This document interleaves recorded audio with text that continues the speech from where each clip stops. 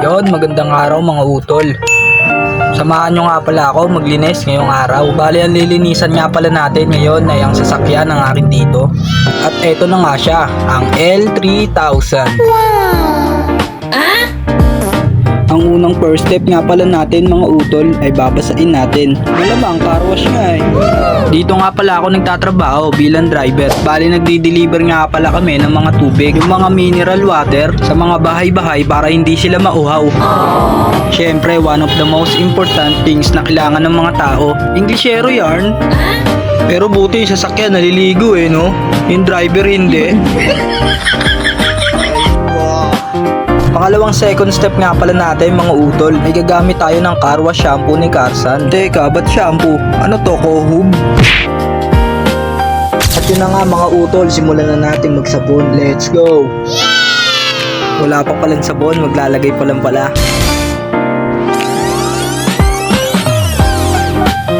Takpan ulit natin, baka aksidenteng matapon. Para safe lang, di ba? Saka buksan na natin ng tubig sa gripo.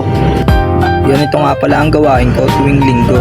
Wala nga pala kami biyahe tuwing linggo kaya naglilinis kami ng sasakyan namin. Ako lang pala.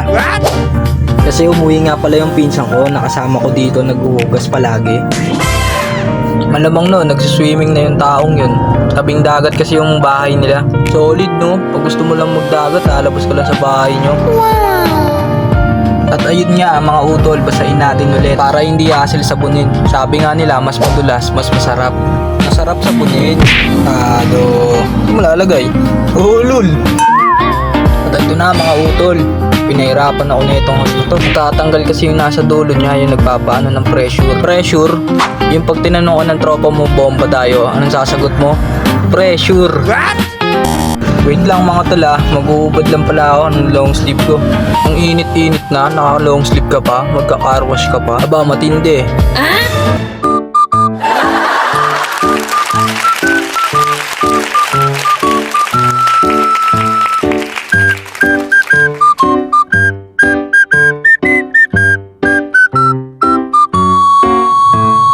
At ayun na nga mga utol, simulan natin sa unahang bahagi ni L3000. Siya nga pala mga utol, baka isipin nyo wilab na ako kasi nagsasalita mag-isa. Kausap ko kasi yung katulong sa bahay. Huwag kayo mga tol, ang daming may gusto dyan. Pero napaka-loyal sa asawa niya. Baka Ate Juby yan.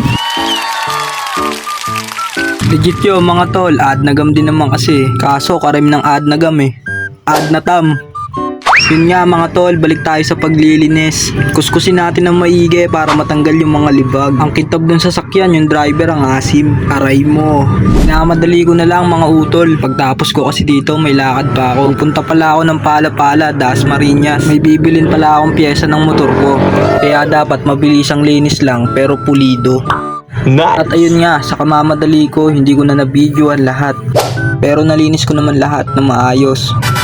Siyempre bilang driver, mas komportableng magmaneho kung malinis ang sasakyan. At ayun nga mga utol, kain muna tayo, pahinga lang ng konti at pupunta pa ako sa pwesto namin. Pwesto ng tubigan baka ibang pwesto yan nasa isip mo tol. At ayun nga mga tol, tapos na tayong kumain. Nakapagpahinga na rin ng konti. Pupunta na tayo sa pwesto ng tubigan para makapag-backwash. Pag marami kasi ang order ng tubig, kinakailangan mag-backwash para mapanatili ang linis ng tubig.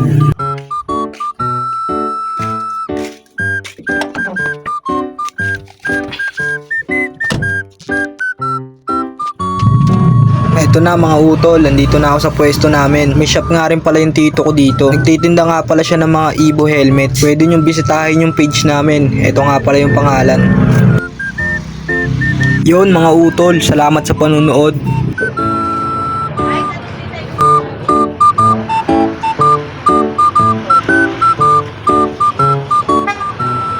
Tama yung motor ko mga tol. Balang araw titindig din yan. Yeah.